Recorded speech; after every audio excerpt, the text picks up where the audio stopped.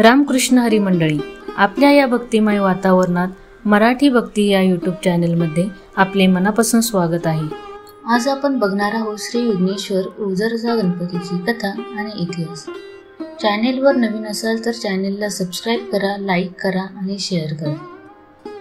ओझरचा विघ्नेश्वर लेण्याद्रीपासून 20 किमी आणि 45 मीटरच्या अंतरावर आहे।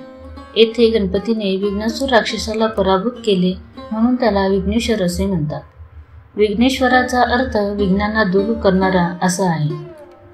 पुराणानुसार एकदा अभिनंदन नावाच्या राजाने इंद्रपद मिळवण्यासाठी यज्ञ केला। त्यामुळे संतप्त झालेल्या इंद्राने विघ्नासुराला तेथे विध्वंस करण्यास आणि यज्ञ बंद पडण्यासाठी धाडले। विघ्नासुराने यज्ञामध्ये बाधा तर टाकलीच, शिवाय त्याने विश्वामध्ये अनेक विघ्ने निर्माण केली।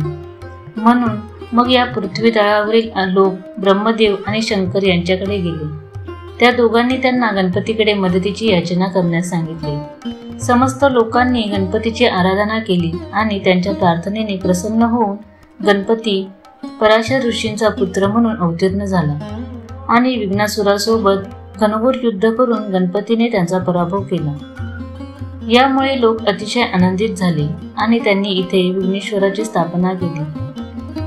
या मंदिराच्या प्रवेशद्वारावर 4 द्वारपाल आहेत। पहिल्या आणि चौथ्या द्वारपालाच्या हातात शिवलिंग आहे। गणपती त्याचे माता आणि पिता यांचा अतिशय आदर करतो। या द्वारपालांच्या हातातील शिवलिंग हे सूचित करते की गणपतीच्या भक्तांनी सुद्धा स्वतःच्या आईवडिलांचा आदर राखला पाहिजे।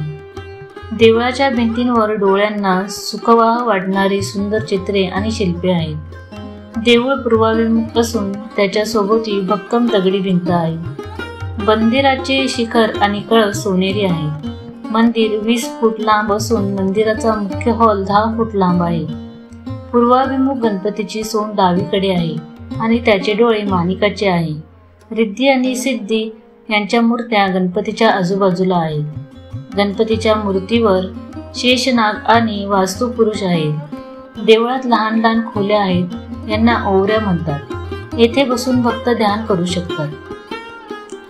अष्टविनायकातला 7वा गणपती म्हणजे विघ्नेश्वर। या गणपतीला विघ्नहर असेही म्हणतात। श्री विघ्नेश्वर हा अष्टविनायकांपैकी सर्वात श्रीमंत गणपती आहे। ओझर हे गाव कुकडी नदीवर वसलेले आहे। अशा प्रकारे ओझरचा श्री विघ्नेश्वर या गणपतीची कथा आपल्याला ऐकायला मिळते। धन्यवाद।